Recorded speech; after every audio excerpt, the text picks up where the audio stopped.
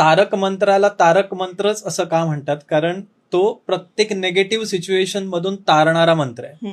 दुःख असू द्या, भीती असू द्या, चिंता असू द्या, कोणताही, इव्हन जीवन मरणाच्या दोरीवरती सुद्धा तारक मंत्र तुम्हाला एक ध्येय बनून येतो तुमच्यासाठी. फॉर एक्झाम्पल, तुम्ही म्हणजे ऐकलं असेल की एका मेडिकल सिच्युएशन मध्ये आपण बजरंग बाण ऐकतो किंवा हनुमान चालीसा ऐकतो.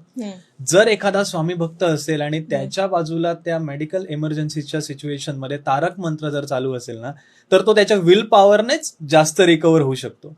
आणि अशा स्टोरीज भरपूर आहेत. बाकी मेडिकल त्याचे जे उपचार चालू असतील ते आपलं काम करतील, पण जर त्याच्यासोबत तारक मंत्राची जोड असेल तर त्याची विल पॉवरच एवढी वाढेल, त्याचा एवढा विश्वास बसेल की स्वामी माझ्या पाठीशी आहेत, मला जगलंच पाहिजे किंवा मी लवकरात लवकर बरा होणारच आहे. त्यामुळे तारक मंत्राचा प्रभाव हा मानसिक आहेच किंवा आध्यात्मिक सुद्धा आहे.